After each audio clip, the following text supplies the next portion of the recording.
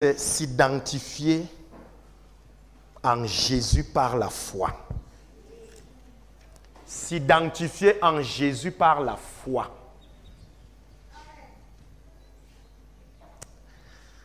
Qui a sa carte d'identité là? Personne. Donne-moi ta carte. Alléluia. Gloire à Jésus. Bien, voici la carte d'identité du pasteur Betty. Si moi je prends ça, arrivant en route, le policier dit que présentez-vous. Quand on dit présentez-vous, tu commences à dire que j'ai. Tu fais ça. Prenez. Et je pense que c'est ça, non? En route, quand il y a la police, dès qu'on dit présentez-vous, ce n'est pas parce qu'on a dit présentez-vous que tu vas dire je suis. On a dit qu'est-ce qui prouve? Mais vous ne voyez pas que c'est terrible qu'un papier prouve qui je suis vivant? Si toi-même tu dis que je suis, on dit que tu mens. C'est quand tu vas présenter ta carte qui t'identifie qu'on va croire que ce que tu dis est vrai. Ils n'ont pas triché ça loin, ils ont pris ça dans le spirituel. Quand tu perds ta carte d'identité, tu n'existes plus. Hein? Tu ne peux pas toucher.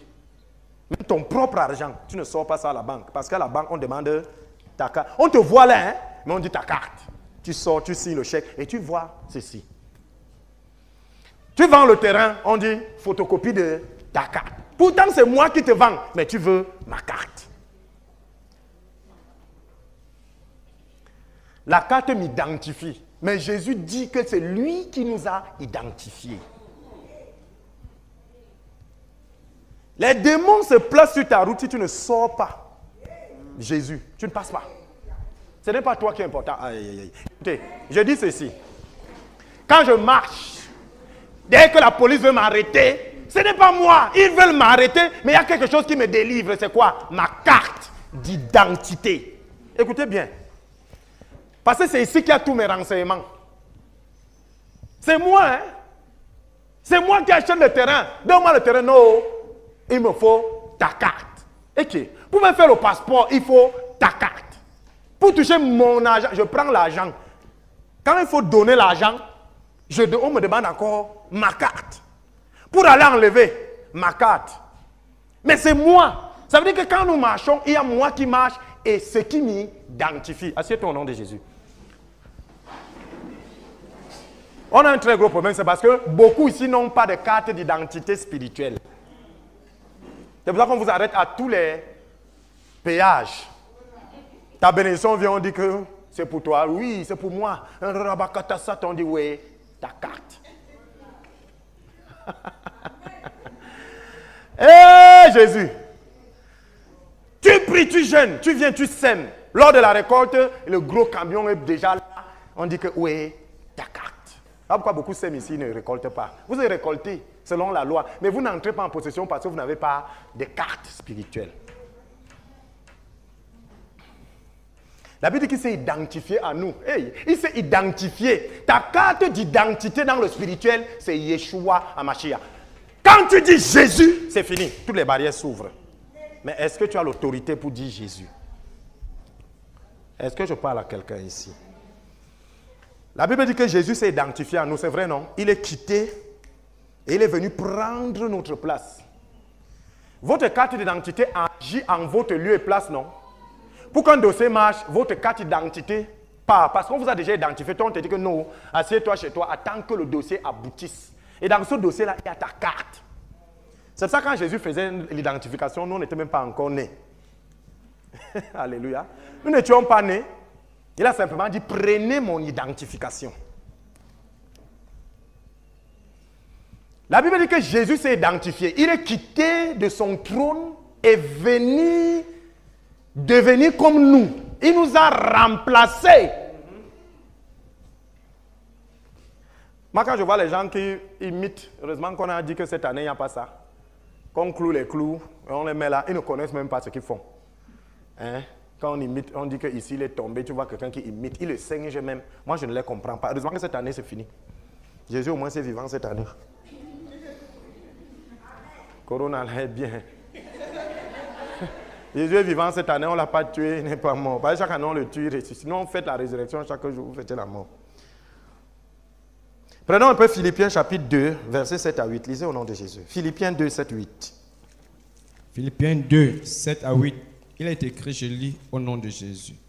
Mais il s'est dépouillé lui-même en prenant une forme de serviteur, en devenant semblable aux hommes, et il a apparu comme un vrai homme. Il s'est humilié lui-même, se rendant obéissant jusqu'à la mort, même jusqu'à la mort de la croix. Il s'est dépouillé lui-même, hein, personne ne l'a dépouillé. On n'a pas tué Jésus. Jésus s'est livré. Le chrétien sait que Jésus s'est livré, mais l'ennemi dit qu'il l'a tué. Soyez souvent, connaissez votre camp. Il s'est livré. Ma Bible me dit, il s'est dépouillé lui-même. Il a enlevé ses attributs de Dieu, de roi.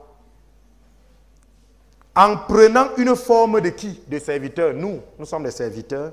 En devenant semblable aux hommes, et il a paru comme un vrai homme. Jésus était un vrai homme. Hein? Il était souvent fatigué. Il avait souvent faim. Et il a pleuré. Comme nous tous. Amen. Il s'est humilié lui-même, se rendant obéissant jusqu'à la mort même, jusqu'à la croix, jusqu'à la mort de la croix. Vous voyez, il est quitté et il est venu prendre notre place. Il s'est identifié à nous. Il a fait quelque chose pour qu'aujourd'hui certaines choses ne t'arrivent pas, ou même toutes les choses ne t'arrivent pas. Il s'est identifié à toi. Donc il est venu enlever la chose qui te frappe là. Tu vas comprendre pourquoi ça tu subis encore ça. Et si tu changes aujourd'hui, la chose là va partir. Bien aimé, il a pris à ta place. Ça se sent souvent quand on paye. Imaginez un peu que vous partez à la banque. On vous dit qu'on a pris votre argent à votre place. Vous allez voir l'argent là. Les problèmes commencent. Donc Jésus est venu prendre les problèmes à ta place. Ça veut dire que normalement les problèmes qui te sont destinés ne doivent plus exister. Voilà ce qui est prévu. Alléluia. Prenons Hébreux chapitre 2 verset 17. Hébreux 2, 17. Lisez au nom de Jésus. 2, verset 17, il est écrit. Je lis au nom de Jésus-Christ. En conséquence, il a dû être rendu semblable en toutes choses à ses frères, afin qu'il soit un souverain sacrificateur miséricordieux et fidèle dans le service de Dieu pour faire l'expiation des péchés du peuple. Il a déjà fait l'expiation du peuple. Il y a quelque chose dans l'église qui me farouche. Il y a une bande de personnes, même si c'est dans sur le net, que pour eux, croire en Dieu, c'est être affligé. Il ne faut pas être content. Il ne faut pas s'habiller. Il ne faut pas venir danser devant Dieu. Il ne faut pas. Là, tu es... Hein, j'ai réagi comme ça sur Internet. J'ai dit que mon frère, tu rentres sous la loi. Écoutez-moi très bien. La Bible dit que celui qui vit sur la loi est sous la malédiction. Les gens passent leur temps à vouloir relever le tabernacle de Moïse. Le tabernacle de Moïse est fini. Dieu lui-même a dit qu'il viendra relever le tabernacle de David. C'est écrit. Et le tabernacle de David, en tête, il y avait la louange et l'adoration. Les gens qui agissent par les lois, qui pensent qu'ils seront bons à cause de leurs actes là, vous serez surpris, vous ne serez pas enlevés. Parce que vous allez démontrer par vos actes que vous méritez Dieu. Nous qui sommes sous la grâce, nous serons enlevés par la grâce. Voilà les gens qui vont rester. Hein. Les gens qui croient en Dieu et qui penseront qu'il faut qu'ils travaillent. Vous allez travailler. Vous allez travailler. Ne vous inquiétez pas, votre temps arrive. Mais nous maintenant, nous sommes sous la grâce. Jésus a pris ma place. Et la Bible dit que Dieu a condamné le péché dans le corps de Jésus. Charabakata. Tu me convaincs du péché comment? Vous ne savez pas qu'aujourd'hui je peux dire que qui peut me convaincre de péché? Amen. Qui peut me convaincre de péché? Qui peut me convaincre de péché? Parce que tu es qui? On dit que le péché a condamné. Et il y a une parole qui dit que celui qui est en Christ ne pêche pas. Pourquoi on dit ça? Pourquoi? On dit ça parce que Jésus a pris le péché, il a enlevé le péché. Hey. Soyez bénis au nom de Jésus. Prenons Romains chapitre 8, verset 3. Romains 8, 3. Lisez au nom de Jésus. Romains 8, 3, au nom de Jésus-Christ, je lis. Car, chose impossible à la loi, parce que la chair la rendait sans force, Dieu a condamné le péché dans la chair, en envoyant, à cause du péché, son propre Fils dans une chair semblable à celle du péché. Chose impossible à la loi. Vous ne pouvez pas échapper du péché par vos efforts. Hein? Tu ne dois pas, tu ne dois pas, tu ne dois pas. Ça n'enlève pas du péché. Vous allez voir le tu ne dois pas là. Le tu ne dois pas ouvre la porte à autre chose. Ce qui fait qu'il y a des assemblées ici où je vois les gens qui s'habillent seulement en blanc. Asseyez-vous au nom de Jésus. Il y a des assemblées ici où les gens, au lieu de marcher avec le foulard, ils marchent avec le foulard chaque jour. On dit de ne pas mettre la gourmette parce que Dieu dit que la loi. Et dans ces assemblées-là, les péchés sont dangereux. Parce que le Kabangondo cache des choses terribles. Quelqu'un m'écoute, non? Vous connaissez quand on cache quelque chose? Faites très attention. J'ai toujours dit, faites attention. Quand quelqu'un dit qu'il ne boit pas, il faut lui demander, est-ce que tu fuis la boisson? Ou bien quand tu vois la boisson ne te fait rien. Si tu fuis la boisson, tu n'es pas délivré. Ça veut dire que tu as peur de la boisson. Tu n'es pas délivré de la boisson. Un jour, tu vas seulement attendre une petite occasion pour dire que c'est déjà la fête, non, je peux aller boire. C'est le jour là que c'est fini. Alléluia. Bien aimé, tous ces passages-ci, c'est pour nous montrer que Jésus s'est identifié à nous. Par ces meurtrissures, nous avons été guéris, mais nous tombons malades. Ou alors nous sommes malades. Il s'est appauvri pour nous enrichir. Nous vivons dans une pauvreté qui n'a pas de nom. Le châtiment qui donne la paix est tombé sur lui. Mais qui peut, sur 10 chrétiens, qui a la paix? 10. On est 10 ici dans la salle, par la grâce. Qui ici peut dire qu'il a la paix? Qu'il rentre demain quand il se réveille, il n'y a rien. Il n'y a pas de que je devais faire ceci, je n'ai pas fait donc. Ouais, dis donc. Oh, qui ici? Qui ici? Il y a toujours un problème qui vous attend quelque part. Quelqu'un même finit par dire que c'est ça la vie. Ce n'est pas ça la vie. Moi, je n'ai pas ça. Que c'est ça la vie. Nous tous, on a la seule chose, non, on se ressemble. Vous et moi, les païens et nous, on se ressemble. La seule chose, c'est que nous avons Jésus. Ce Jésus-là doit faire la différence. Ne te séduis pas. Hein. Quand tu ne peux pas, quand tu n'as pas, demande comment faire pour avoir. Ne te séduis pas dans ta position pour que les autres croient que ta position est la meilleure. Erreur. Gloire à Jésus. Dieu s'est identifié à nous. Il est venu, il a pris notre place. Il s'est identifié. Il a enlevé la pauvreté. Par sa meurtrissure, il nous a donné la guérison. Pourquoi est-ce que nous, aujourd'hui, nous portons encore ces choses? C'est parce que nous refusons, nous, de nous identifier à lui. Lui s'est identifié à nous. Amen. Mais nous ne nous identifierons pas à lui. La carte d'identité est sortie. Il nous a déjà identifiés. Amen. Vous croyez que parce que votre carte d'identité est sortie, c'est fini? Vous devez encore faire quoi quand la carte est sortie? Vous devez quand même aller la prendre, non? Si vous ne la prenez pas, vous êtes différent de celui qui n'a pas. C'est donc là où nous nous trouvons beaucoup. Dieu s'est identifié à nous, mais nous ne nous sommes pas encore identifiés à lui. C'est pour ça que nous portons tout ce que nous avons là. Est-ce que tu es conscient que par ce meurtrissure, tu es guéri? Tu fais encore quoi avec la maladie que tu as là? Hein? Hein? Par ce meurtrissure, lui, il s'est identifié à nous, il a pris les meurtrissures, il nous a guéris. Pourquoi tu es encore? Parce que tu n'étais pas encore identifié à lui. Tu n'as pas encore pris ce qu'il t'a donné. Tu n'as pas pris ce qu'il t'a donné. La carte d'identité est déjà sortie. C'est où? C'est la selle? C'est où là? C'est dans un commissariat. On te dit que c'est sorti. On appelle ton numéro de téléphone. On dit ta carte est sortie. Tu dis qu'Aka. Tu te balades une soirée, les gendarmes t'attrapent. Tu dis que ma carte est sortie. On te dit, et puis, montre. Et comme tu ne montres pas, on te prend, on te met en cellule avec le bandit, avec celui qui n'a pas de carte, avec celui qui a perdu sa carte. Bref, on vous confond. Voilà pourquoi la situation des chrétiens est confondue aujourd'hui aux païens. Dans la cellule, là, on te met là-bas. Tu vas aller dire aux gens, moi j'ai ma carte, c'est sorti. On te dit que dis donc, laisse-nous ça. Tout le monde ici a sa carte. Nous tous, vous savez que quand vous allez en prison, tout le monde est innocent.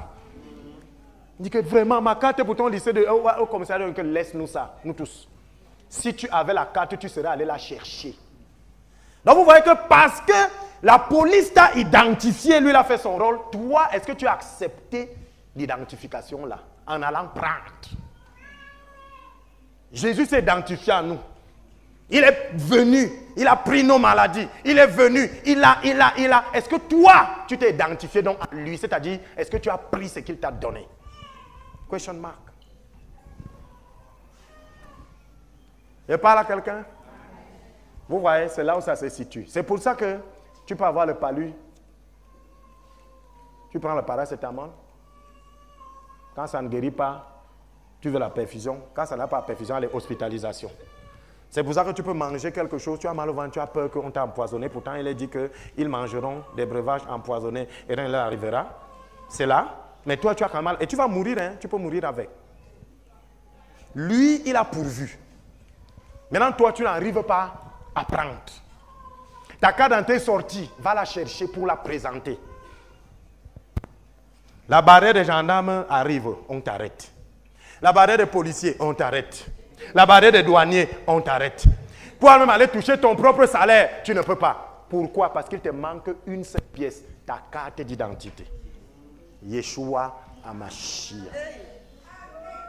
Mais tu proclames que tu le connais. Non, je connais que j'ai la carte quelque part. On dit ce n'est pas ça, montre ta carte.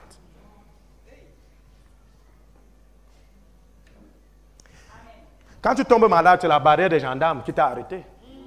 Tu ne peux pas présenter Jésus parce que tu ne l'as pas pris.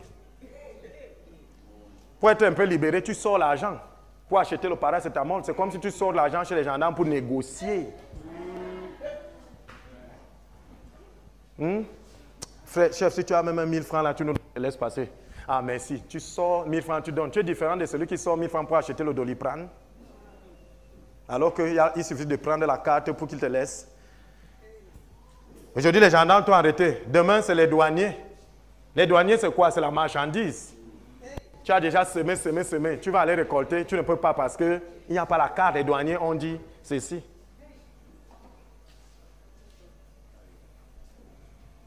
Donc, les argents que nous payons pour recevoir ce que Jésus a déjà donné là, c'est la négociation. C'est la corruption. Nous négocions. C'est pour ça donc que quand ton argent a déjà fini avec le cancer à l'hôpital, tu es obligé donc de revenir à Jésus. Parce que c'est fini, tu ne peux plus négocier. Amenez-moi donc là où vous voulez. J'ai déjà fini. Et on pense que tu as Jésus en dernière position. Parce que quand la police ne fait que t'arrêter chaque soir, la gendarmerie t'arrête chaque matin, les douaniers, tu dis que mais quelle est même cette histoire-là? On te dit qu'il faut se mettre la carte. Tu dis que non, là, ils m'ont déjà trop arrêté, mieux je ne vais pas prendre ma carte. C'est pour ça que vous arrivez toujours ici quand tout est déjà fini. Asseyez au nom de Jésus.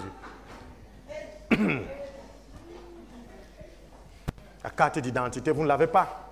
Votre carte spirituelle, vous ne l'avez pas. Pourtant, vous savez que pour passer ici, il faut la carte.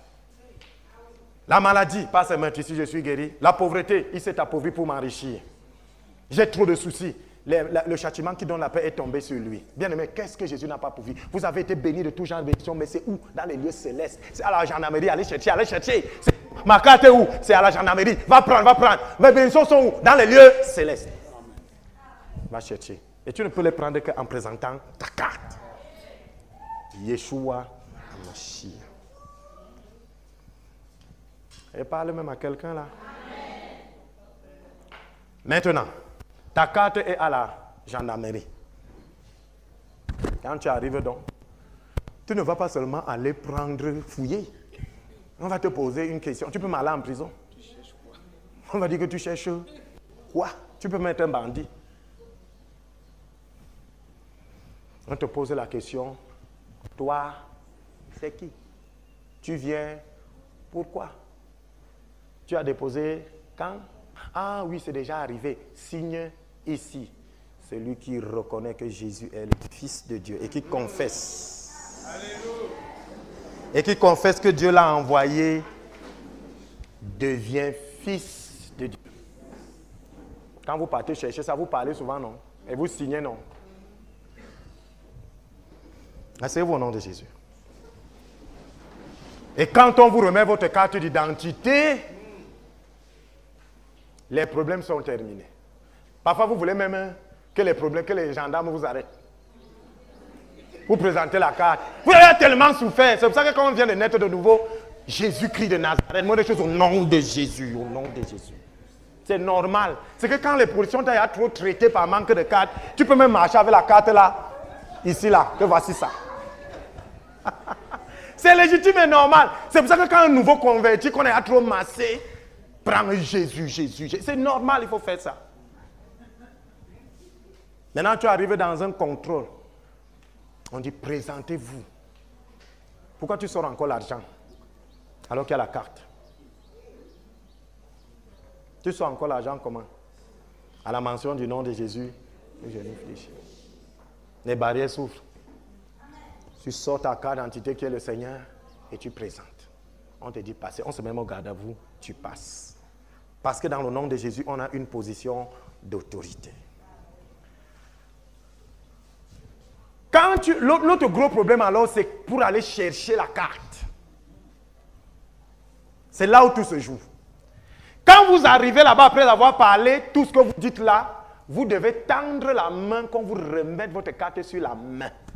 C'est votre main qui prend. Après avoir confessé.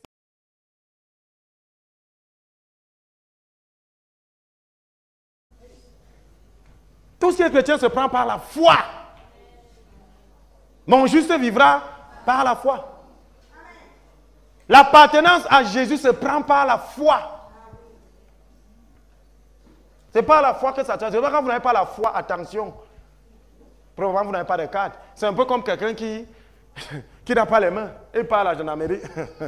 Il est probable qu'il ne revienne jamais avec sa carte parce qu'il n'a pas les mains. Parce que ce n'est pas les mains que tu prends. C'est pour ça qu'on définit parfois la foi comme étant la main invisible qui prend les choses de Dieu.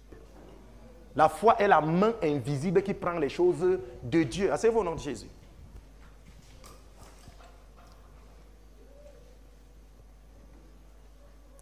Maintenant, qu'est-ce que la foi?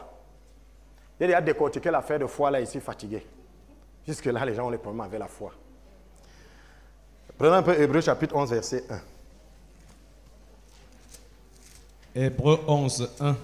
La récitation, non? Il est écrit, je lis au nom de Jésus-Christ. Or, la foi est une ferme assurance des choses qu'on espère, une démonstration de celles qu'on ne voit pas. La ferme assurance des choses qu'on espère et la démonstration de celles qu'on ne voit pas. Voilà la foi. J'ai dit ici que la foi, c'est l'écoute. Quand vous êtes sûr que Dieu vous a écouté, alors vous avez la chose que vous avez demandée. Ok. Maintenant, comment prenons-nous les choses de Dieu par la foi? C'est là que tout réside. Si je suis malade et que je veux guérir, il faut que je prenne la guérison que Jésus a donnée par la foi. Si je suis tourmenté et que je veux avoir la paix, je dois prendre la paix qu'il nous a donnée par la foi. Parce que la Bible dit quelque part, Jésus est ma paix. Jésus est ma justice. Pourquoi vous n'êtes pas justifié? Pourquoi vous n'avez pas la paix? Parce que vous ne l'avez pas prise. Et chaque fois qu'il y aura quelque chose qui demande votre justice, vous ne l'aurez pas. Je parle à quelqu'un. Tant que vous ne prenez pas la justice, tout ce qui va concerner la justice vous échappe.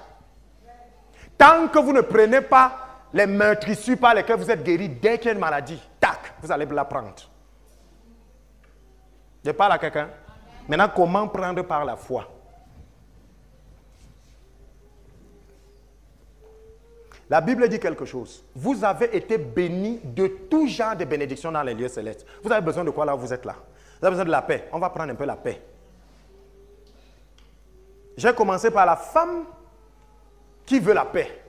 Vous allez voir, quand une femme veut la paix, elle cherche à cajoler la chose qu'elle croit qui lui donne la paix, son mari.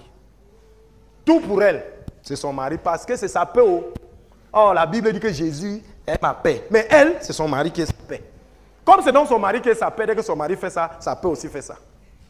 Mais quand vous mettez votre paix en Jésus, il est le même hier, aujourd'hui, éternellement, votre paix ne changera jamais. Parce qu'il ne change pas. Donc, quand ta paix, comment déjà fait ça, ça veut dire qu'elle n'est pas en Christ. Parce qu'il ne change pas.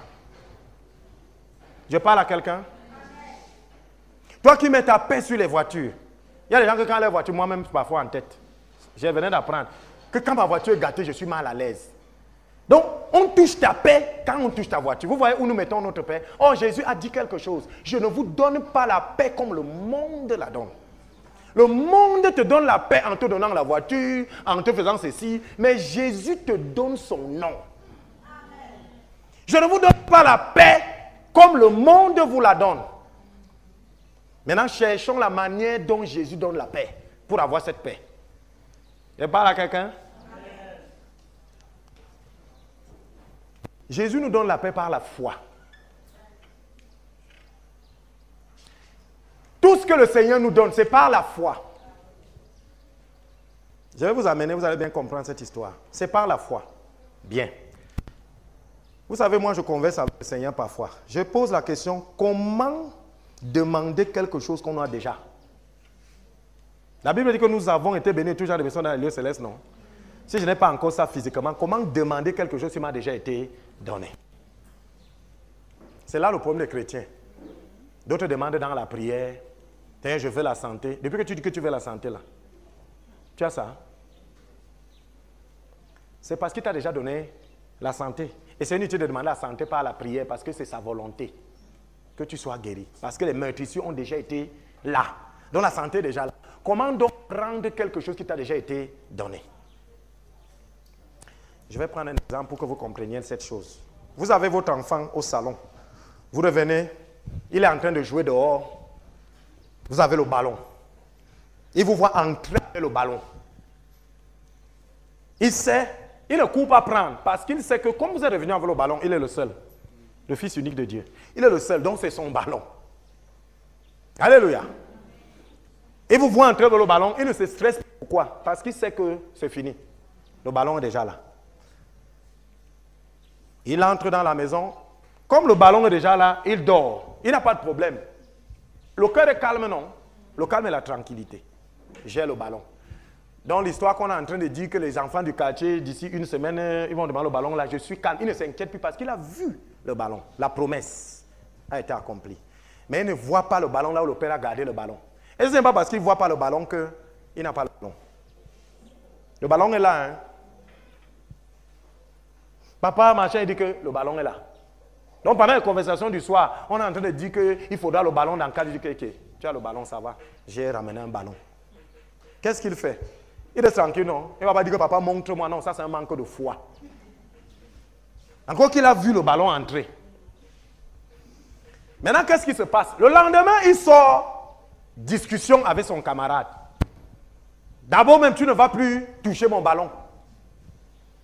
Dès qu'on lui dit que tu ne vas plus toucher le ballon, pendant un court instant, il se fâche. Pendant un court instant, il est perdu, non? Après, il se souvient que le père a le ballon. Qu'est-ce qu'il fait? Qu'est-ce qu'il fait quand on est en train de discuter là? Il arrête. Et comment lui dit? Depuis que le père a mené le ballon, il a vu. La confiance à son père. Et son père lui a encore dit que même comme tu ne vois pas là, c'est là, c'est quelque part là. Demain ou tel jour là, quand tu auras besoin, tu demandes. Il ne va pas aller prendre. Parce que s'il prend, il court le risque que ses camarades partent. Comme il veut leur montrer, il dit j'ai aussi le ballon. Il n'a pas. Mais il dit j'ai le ballon. Mon père ne va pas acheter le ballon. J'ai le ballon. Il dit j'ai le ballon. Son j'ai le ballon ne veut pas dire qu'il a le ballon en main, ça veut dire qu'il possède le ballon. J'ai le ballon, c'est qu'il possède le ballon. Et maintenant quand il dit j'ai le ballon, la discussion était tellement chaude que son père dit mais, dans la chambre à sa mère que mais. Quel est le bruit que j'entends là? N'est-ce pas, c'est Franck qui est en train de discuter avec ses camarades là-bas, on lui refuse le ballon, et il est en train de dire qu'il a le ballon. Qu'est-ce que le père fait? Il dit que, ok, mais n'est pas j'achète un ballon, pardon, va dans l'armoire là, prends, va lui donner. Le ballon ne vient pas le trouver pendant qu'il discute. Est-ce que ce n'est pas pendant qu'il parle que le ballon vient? Qu'est-ce qui a fait que le ballon soit visible? C'est sa discussion, ses déclarations. Parce que s'il ne déclarait pas, son père n'entendrait pas. Il s'est mis à déclarer qu'il a le ballon. Et son père qui était dans la chambre dit, prends-moi le ballon, là, va lui donner. Hey, voilà comment on demande quelque chose qu'on a déjà. En déclarant qu'on a, c'est tout. Les mots sont tamisés. Il n'est pas venu à la maison se placer et dire à ses frères et sœurs que j'ai le ballon. Non.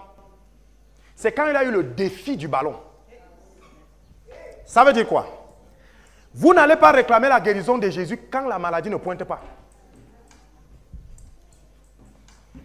Il faut que vous soyez face à la maladie pour déclarer que vous avez la guérison et la guérison vous est donnée. Asseyez-vous au nom de Jésus. Il faut que le Père écoute que tu es en train d'affirmer que tu as le ballon et il va venir confirmer ta parole en te donnant le ballon. Parce que le ballon est déjà là. Il t'a déjà prévenu que le ballon est là. Il t'a prévenu que le ballon est là. Tant que tu ne parleras pas, ça veut dire que tu n'as pas besoin qu'il te le donne. Mais c'est quand dans une discussion, tu vas affirmer et il va dire que qu'est-ce que Jean est en train de dire là? La femme dit que il est en train de discuter avec ses camarades, on veut lui refiler le ballon, il dit qu'il a le ballon. Le père se sent touché que c'est pour le ballon. Prends le ballon, il ne sait pas ce qui est en train de se passer, lui discute. Et qu'est-ce qui a fait que son père réagisse? Parce que son père l'a écouté parler. Si son père n'écoutait pas, il n'allait pas envoyer le ballon.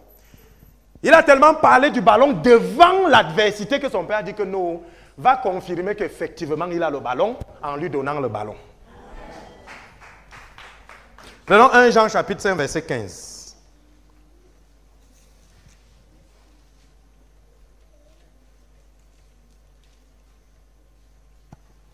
« 1 Jean 5, verset 15, il est écrit, je lis au nom de Jésus-Christ, toute iniquité est un péché.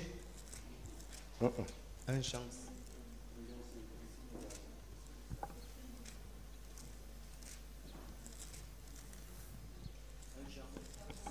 5.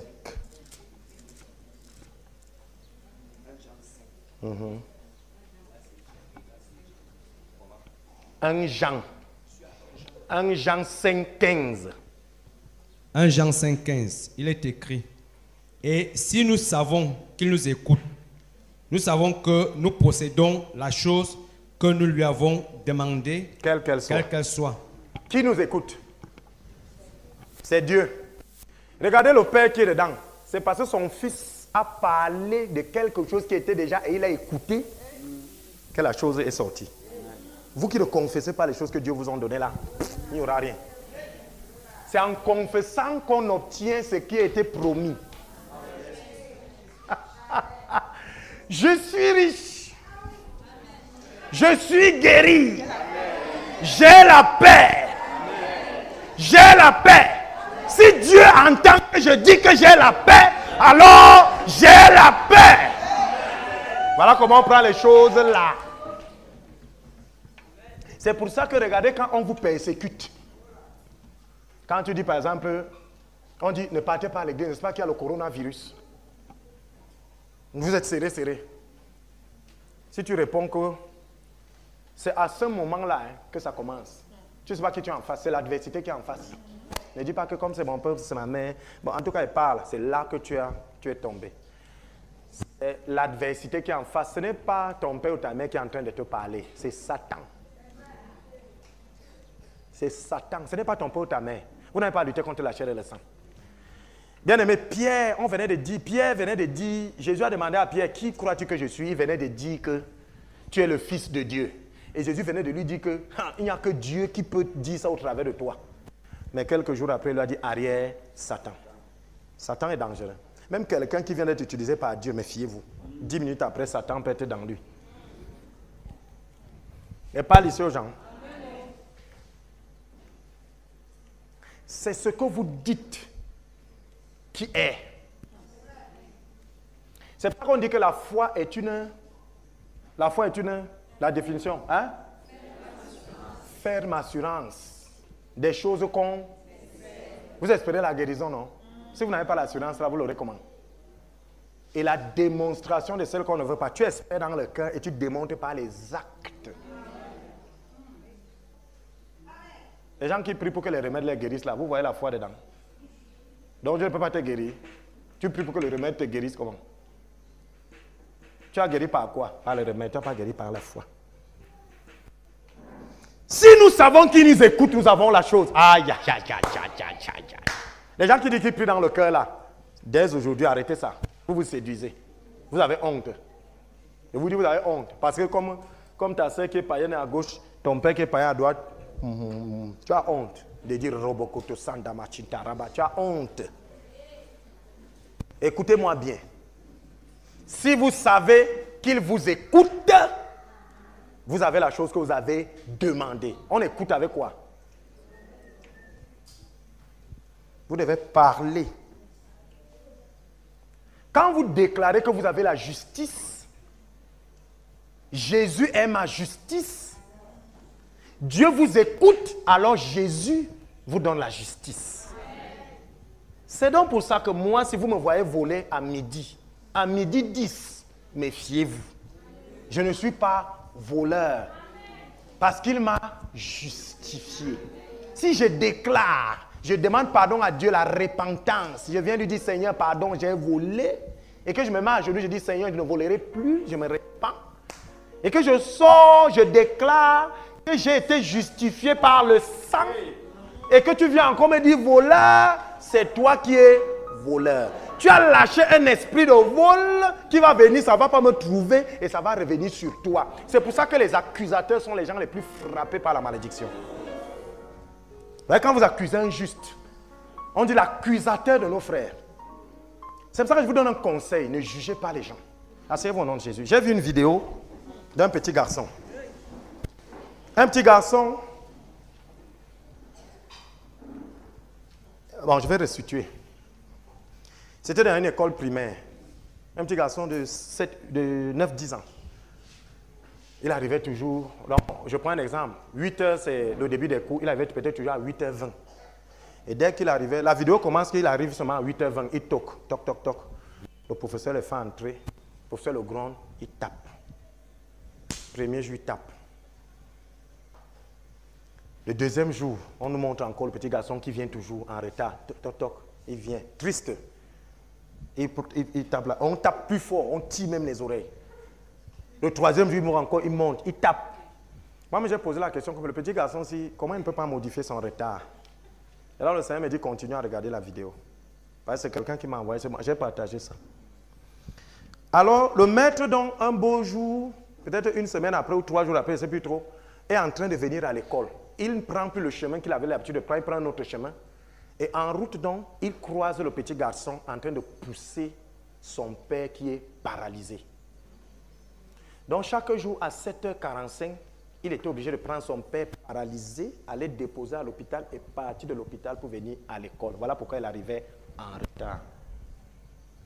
Vous voyez que quand vous connaissez cette histoire, vous n'allez plus juger seulement l'action. Cessez d'être les juges. Et quand il est arrivé, le maître l'attendait. Il est aussi encore arrivé en courant. Il regarde le maître, il a encore tendu sa main. Le maître qui avait vu s'est mis à genoux. Il a pris ses mains, il a embrassé ses mains et il a embrassé, il lui a demandé pardon. Le même acte, mais à cause des implications. Vous voyez comment la chose a changé. Donc quand vous condamnez souvent quelqu'un à cause d'un acte qu'il pose, est-ce que vous savez pourquoi il posait cet acte? Est-ce que si on vous mettait à sa place, vous auriez évité cela? C'est pour ça que vous ne pouvez pas comprendre la notion de péché. Vous allez voir 2 personnes poser le même acte, mais Dieu frappe tel, il ne frappe pas tel. Vous dites que Dieu est injuste. Non. Regardez les motivations. Ce que toi, tu définis comme une injustice, est-ce que Dieu définit ça comme une injustice? Vous voulez qu'il laisse son père paralysé à la maison et il meurt, il arrive à l'heure. À ce moment, on allait dire qu'il est quoi? Faisons très attention. Ce qui nous maintient dans tout ce que nous faisons ici, c'est les jugements que nous portons aux autres. Et quand ces jugements ne trouvent pas ces gens, ça revient sur nous-mêmes. Quand vous dites quelque chose à quelqu'un et qui n'est pas ce que vous avez dit, ça va revenir sur vous. C'est comme quand vous êtes dans une concession, vous secouez un manguier. Quand les mangues tombent, prenez toutes ces mangues. Si vous laissez les unes là deviennent votre problème. Pourquoi? Les insectes. À cause de ça, les insectes viendront chez vous. Vous me comprenez? Un manguier a produit. Toutes les mangues que vous allez secouer et que ça tombe, si vous ne voulez pas les insectes, ramassez-les toutes, les bonnes et les mauvaises. Si vous ramassez seulement les bonnes, vous laissez les mauvaises vont finir par pourrir et les asticots, les insectes viendront dans votre concession. La leçon de ça, c'est quoi? C'est que quand vous sortez les accusations sur les gens, rassurez-vous que les accusations là soient ce qu'ils sont effectivement. Parce que quand vous sortez une accusation, c'est une bombe que vous lâchez, un excrément. Si ça ne trouve pas la personne qui doit porter ça, parce que la personne est ça, ça va tomber devant vous. Ce n'est pas parce que vous ne voyez pas, mais ça va pourrir et ça va devenir un problème. C'est pour ça que remarquez, la semaine que vous avez fermé votre bouche, sans parler, accuser quelqu'un, vous avez l'impression que la semaine d'après est tranquille. Mais la semaine où vous avez trop accusé, la semaine qui va venir après, les problèmes, ce que vous avez dit aux gens, vous arrive. Pourquoi? Parce que c'est sorti, ça n'a pas trouvé le destinataire et c'est revenu sur vous. Donc moi, je n'accuse pas. Je donne toujours le bénéfice du doute.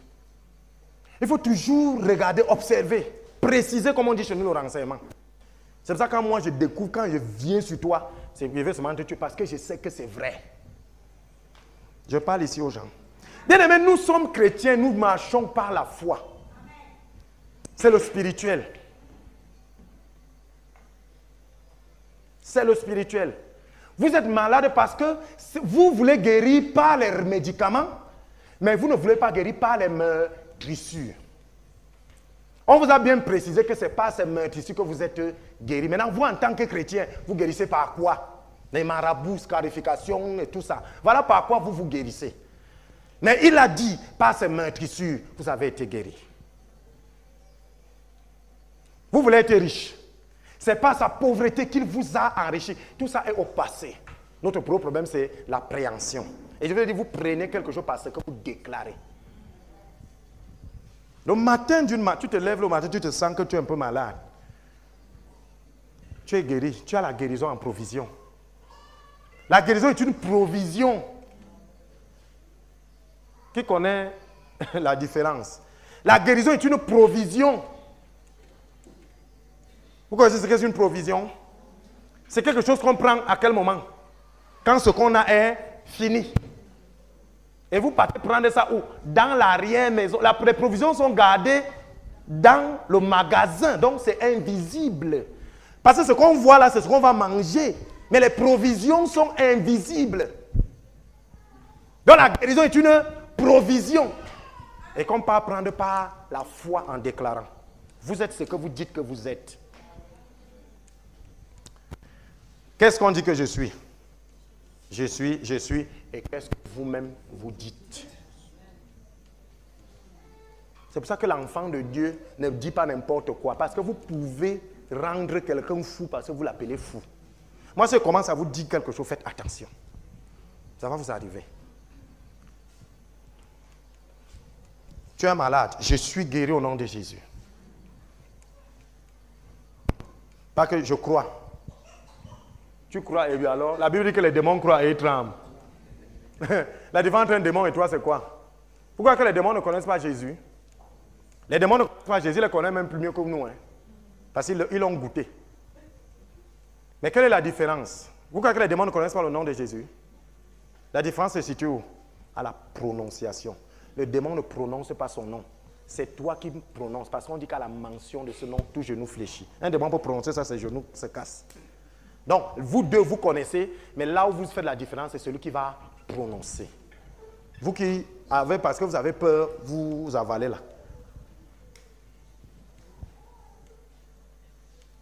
Donc, ton inquiétude, c'est où? Ça réside où? Ta paix, c'est où? Tu es en paix quand quoi marche? Arrête ça aujourd'hui. Il est assis sur le trône, tout va bien. Il est sur le trône. Jésus est sur le trône. Et parce qu'il est sur le trône, tout va bien. Il est sur le trône. Jésus est sur le trône. Et parce qu'il est sur le trône, tout va bien. Il est sur le trône. Jésus est sur le trône. Et parce qu'il est sur le trône, tout va bien. Il est sur le trône. Jésus est sur le le trône, les pas qu'il est sur le trône. Tout va bien. Alléluia, bien aimé, c'est au nom de Jésus. Pourquoi est-ce que tout va bien? On dit tout va bien. Il est ma paix, il est ma santé, il est ma richesse, il est ma protection. C'est pour ça que tout va bien. C'est le jour qu'on viendra me dire que Dieu a chassé Jésus du trône que mes problèmes vont commencer. Mais comme il est sur le trône, tout va bien. Donc bien aimé, tu veux prendre ce que Dieu t'a promis par la foi, c'est en déclarant. Le jour est une création de Dieu. La nuit est une création de Dieu. Le vent est une création. L'eau est une création. C'est à ces choses qu'on doit déclarer. C'est pour ça que tu n'es jamais seul. Je parle à quelqu'un. Tu ne peux pas être seul parce qu'au moins là où tu as le vent. Et le vent, c'est Dieu qui l'a créé. Ça veut donc dire que quoi? Je prends un exemple. Le truc qui est là dehors maintenant, on dit que qu'est-ce qui porte ça? Le vent ou la salive, c'est quoi? Moi, je ne connais même pas. Hein? Si donc c'est le vent qui porte, et le vent est une création, dès que tu affirmes que par ces meurtrissures tu as été guéri, le vent qui est la création de Dieu, parce que le microbe n'est pas la création de Dieu, le vent qui est la création de Dieu va refuser de porter le microbe. Parce que tu as déclaré que par ces meurtrissures tu es guéri. Est-ce que je parle même ici à quelqu'un? Donc le matin vous déclarez. À midi, vous déclarez, le soir, vous déclarez. Écoutez, les remèdes qu'on vous donne là, il y a les prises, on dit 8 fois par jour et tout. Pourquoi vous ne faites pas comme ça avec la parole? On dit un comprimé le matin, un midi, un soir, 8 fois par 3 jours sur... Je ne connais même plus vos choses, mais je ne connais pas ça. Pendant 8 jours. Prends aussi, pendant 8 jours, tu déclares matin, midi, soir, une parole de guérison. Parce que tu vas déclarer, il va entendre. Et quand tu es sûr qu'il écoute, alors tu as la santé que tu veux. Le problème avec Dieu, c'est l'écoute. Bartimée dit, Seigneur, guéris-moi. Je veux voir. Jésus s'arrête. Il vient lui demander. Jésus est Dieu, hein? Omniprésent, omniscient. Dieu s'arrête, il se retourne, il lui dit, que veux-tu? Vous voyez qu'il a demandé, que veux-tu parce qu'il ne savait pas. Il a demandé, que veux-tu parce qu'il avait besoin d'entendre.